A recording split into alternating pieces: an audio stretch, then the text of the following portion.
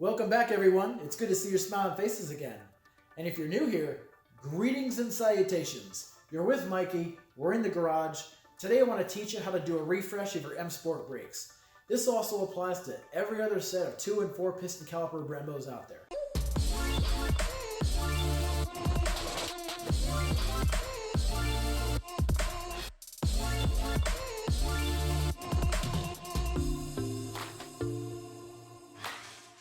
All you need is a few simple tools and supplies to get this done. I guarantee you, after I teach you how to do this, you're never going to pay anybody to work on your Brembo brakes again. When you do new rotors and pads on your car, it's always a good idea to bleed your brakes. However, I'm going to save that for the next video. But in that video, I'm going to teach you how to do a complete system flush of all new fluid and show you how to bleed your brakes. Coming back to this job, I'll show you how to put new rotors and pads on, and if you have them, the brake wear sensors. Alright, let me show you what tools you're going to need. Let's get to it. This is all the parts and supplies you're going to need to accomplish this whole project. A breaker bar, torque wrench, your various ratchet wrenches. For the sockets, I've got a 10 mil and then a 14, 15, 16, 17, and 18 mil sockets. Various extensions for those. A hammer and a punch tool. This punch tool is a 1/8 inch, a 6 millimeter Allen, and you could use this as long as the handle was long enough, but you may need the actual ratchet one because you have to get some torque behind it to remove the brake disc retaining screw. You'll see what I mean. A wire brush, a toothbrush, nail brush. These will make cleaning parts of the brakes a lot easier. A sanding block or some sandpaper if you have it. 200 grit should be about what you'll need. Some shop towels or the white terry towels, whatever you use. You'll need some brake cleaner, doesn't matter what you use as long as it's brake parts cleaner. Some PB Blaster or WD-40 will help. Anti-seize, or as I call it, the Tin Man's toothpaste. If you're still messing around with the little packets of this, just break down and buy a little jar of this stuff. I'm going to put a link of this stuff to the description below so you can pick it up on Amazon for like $8, which is a smoking deal. You also need some brake part lubricant. I definitely recommend some gloves. You're also going to need either a coat hanger, a metal coat hanger, so you can bend and hang the calipers on, or I actually was just walking down the aisle at Lowe's. This is by like the closet stuff.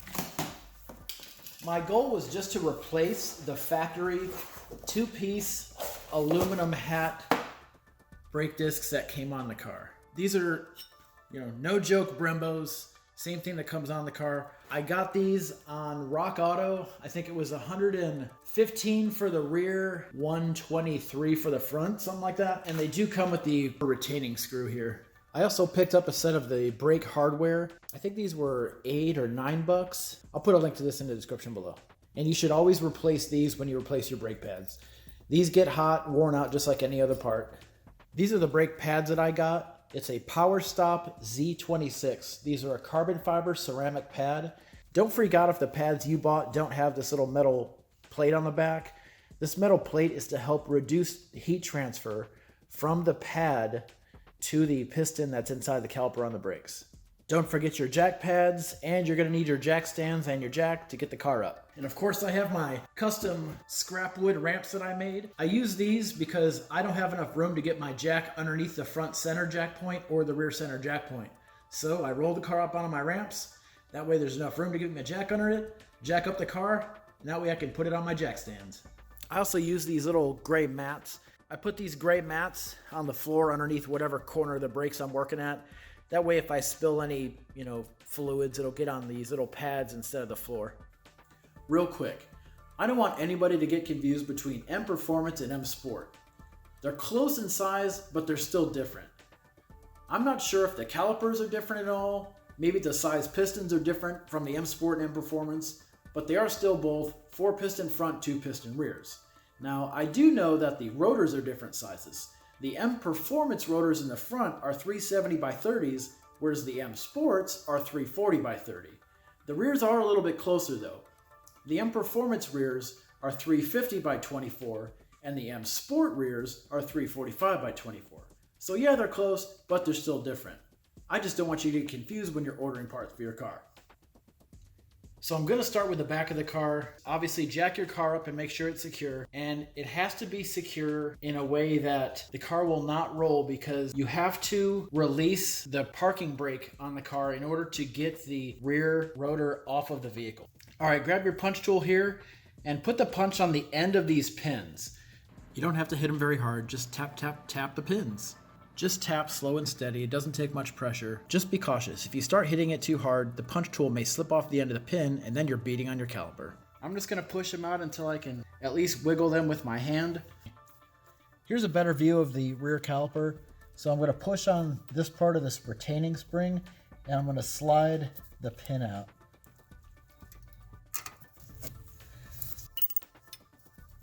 Should be able to remove that by hand then.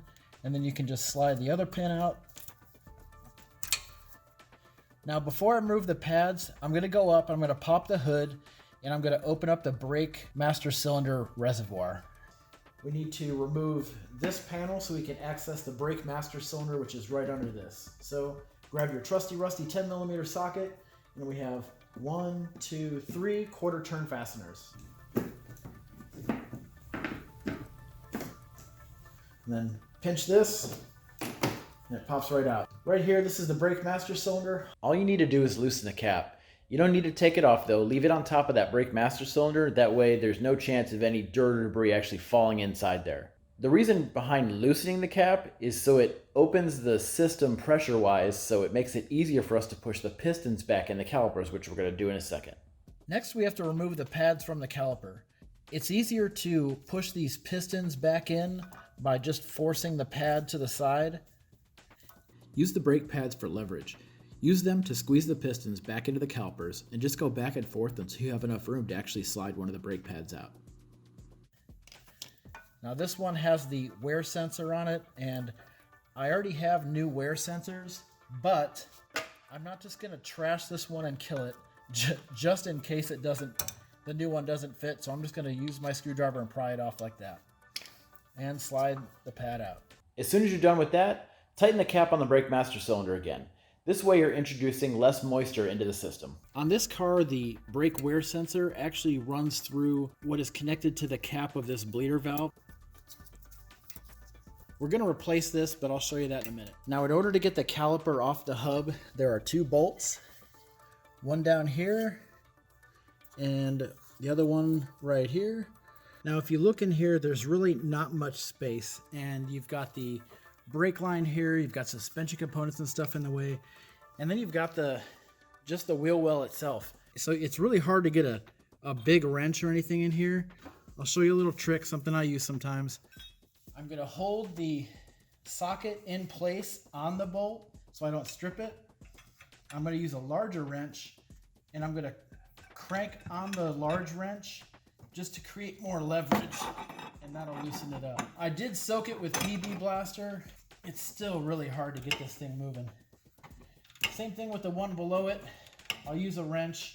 After you remove the bolts that hold the caliper in place, you need to set it somewhere aside where you're not going to pinch or bind up the brake line here. I'm just going to hang it on here and set it to the side. We need to remove the rotor retaining screw here. On this car, it's a 6mm. So after you remove the caliper little retaining screw, then you should be able to pull the rotor off. And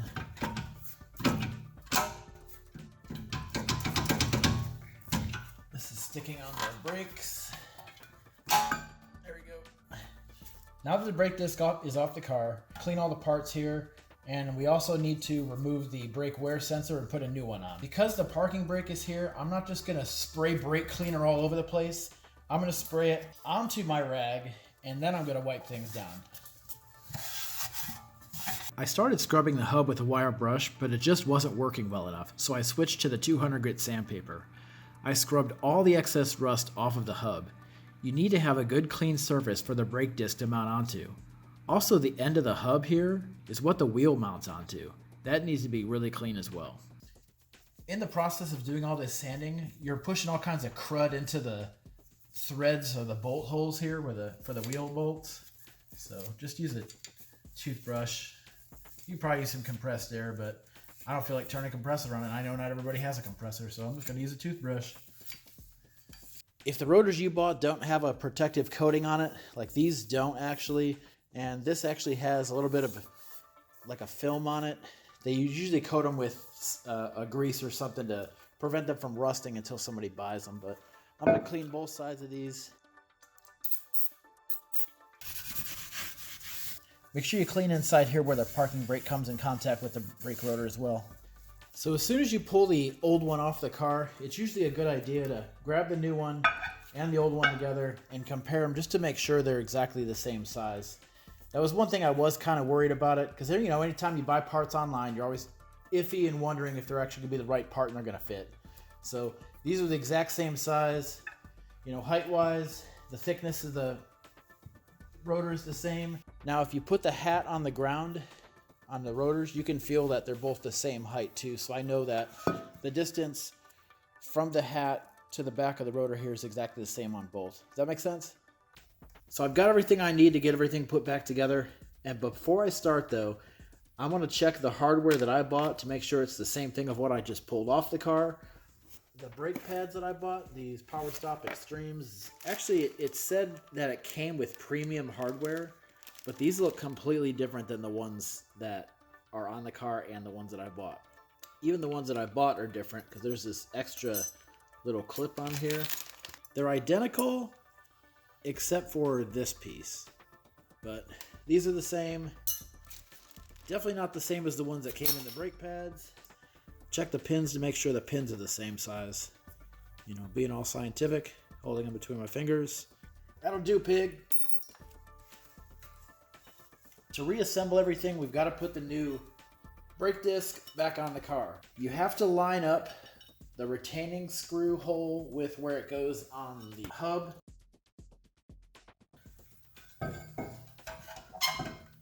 The Brembo rotors did come with a brand new little retention screw. Of course, I didn't get out of the bag yet, so I hope this stays here. Just snug it up. Doesn't have to be He-Man tight. I'll pull this back out. Because I have a spacer, pop a lug bolt in here just to hold this on so it doesn't fall off. All right, now for the brake wear sensor.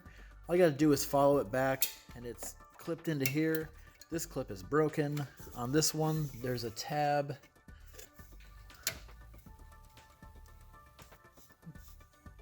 Lift the tab up.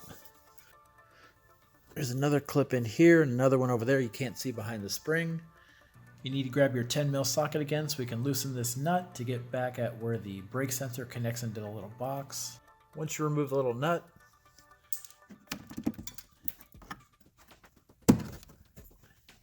there's a little box where the wear sensor is. Open it up.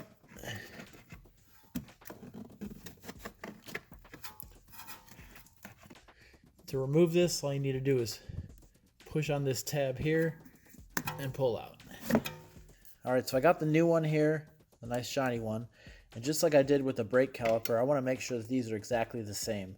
I want to make sure I got the right part, so you can go along and see that, you know, it looks like everything lines up exactly where it was from the old one and the new one. Yeah, exactly the same. Cool.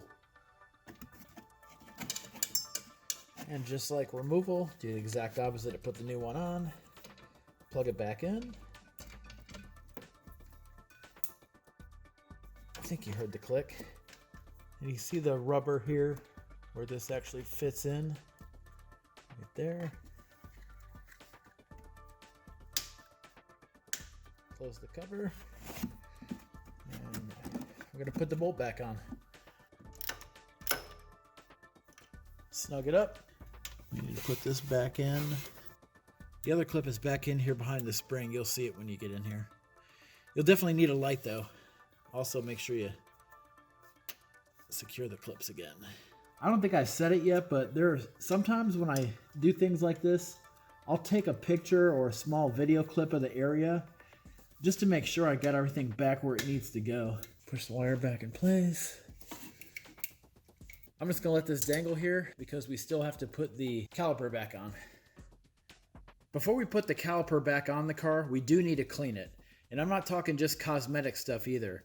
There's, you know, old caliper grease and stuff in here and brake dust and all this stuff. We do need to clean this stuff out. Do not spray brake cleaner on the nice painted surface here. It'll ruin the paint. These things are disgusting and it's going to take me a while. These aren't perfect, but I got them a lot cleaner. You know, get all the excess gunk that's on these two rails here. Because these are where, right here, this is where the brake pads rest on the inside of the caliper here. So just make sure you get those nice and clean. Clean off the piston area and the rubber seal. Don't clean the piston area or the piston itself with any sharp metal objects like a screwdriver. And definitely don't use a wire brush. Use a soft bristle nylon brush like the toothbrush or the nail brush. A good degreaser will do a lot of the work for you. You can use just about any household cleaner for this as long as it's a degreaser. I use Fabuloso. You could also use Simple Green. It doesn't really matter as long as it's safe for the paint on your calipers. Like I mentioned in the beginning of the video of things you might need, the nail brush was perfect for cleaning the inside rails of the caliper because of its size and the strength and number of the bristles on it. Before I put the caliper back on, I'm going to do one last cleaning of the rotor surface area because of all the stuff just spraying everywhere.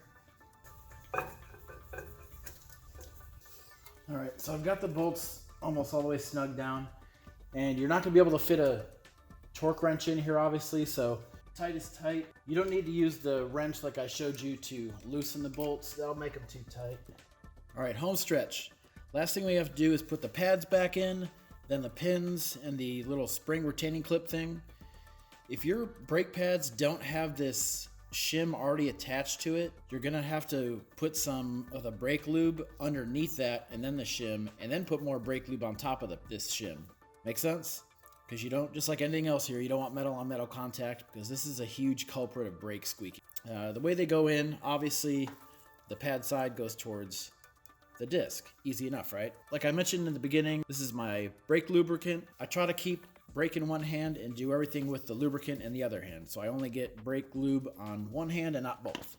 I'm just gonna put a gob on the back and spread it around where the piston is gonna come in contact with the pad here, and also on the sides where this comes in contact with the sides of the caliper.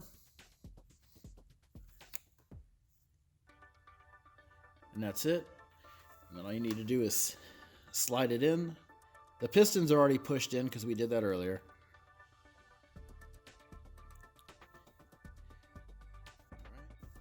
We just have to lube up the other one.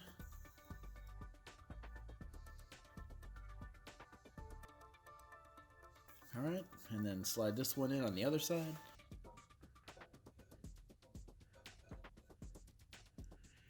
You have to push them in all the way. You have to make sure that the holes in the brake pad are near the holes where the pins go through. So, all right, before we slide the pins and pads and everything, we have to put the brake wear sensor back in. And remember, it goes under the cap for the bleed screw there. And then on this thing, you know, there's a fat side and a skinny side. Fat side goes towards the rotor. You can pull the pad out too.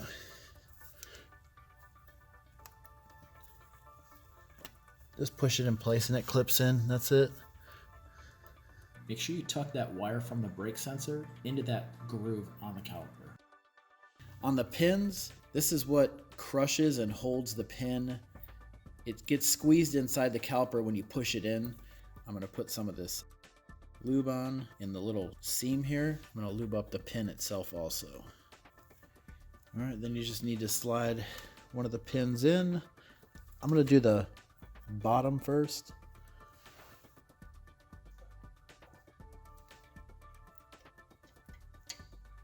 And I'm just going to push it in as far as it goes. Next, we have the little metal retaining clip. And the way that it's going to sit in there, these little wings are going to rest on top of the pad. So I'm going to just put a dab of lube on those as well. Here where the pins are going to come in contact with this little piece, I'm just going to put a tiny little dab on each side and lube up the other pin also. All right, to get a better view of this, here we go. So remember, this goes under the pin here.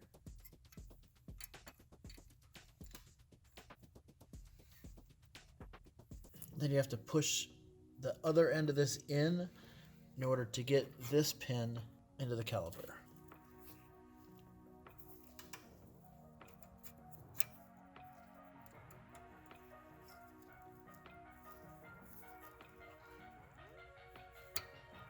There.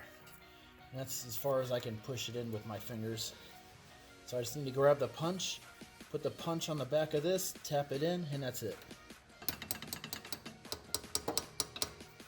Okay, I don't need to go through the whole process of doing the front brakes because we already did the backs. They're the exact same concept, except these are 4 pistons and the back are only 2. So the pads are a little bit bigger. That's it. Still 2 pins. All the hardware goes in the same way. Here on the driver's side front brake, this is the side that has the brake wear sensor. And this is actually easier to get to because you don't have to go behind a panel to get to it.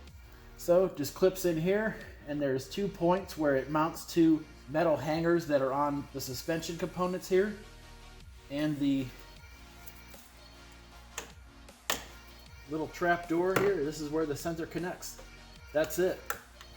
Also, to make things easier on yourself, if you jack the car up using the front center jack point, you can actually turn the brake rotor to the side and give yourself more room to work with. So I think it's actually easier to work on the front than it is the rear because you have more space here. We have one last thing to do, which is the most important part before you go out and drive the car and bed in the brakes. Jump back in the car and start it up. Pump the brake pedal until you feel the pressure build up so the pedal's firm again. Then you're ready to head out on the road. Alright, I just went and cleaned up a little bit, got the keys. Now we just need to head out, do a little drive time and bed in these brakes. Or not. Obviously, because of the weather, I can't get out here and show you how to bed in your brakes, but I did find an awesome video from a guy that knows a lot more about brakes than I do. I'll put a link to that video in the description below, along with what time in the video he covers the portion on bedding in your brakes. I know it was a long video, sorry, but I wanted to make sure I covered everything I could for somebody that's never done these brakes before. Hopefully you've learned enough where you should be able to bust out the tools, get everything you need to knock this out no problem. So the next video is going to be me showing you how to bleed and do a complete flush of the brake fluid in your car. It's not that hard. Like I already said, you just need one simple tool, makes the whole job a total piece of cake. Hope to see you in the next video. Cool? Later. Do you want to build a snowman?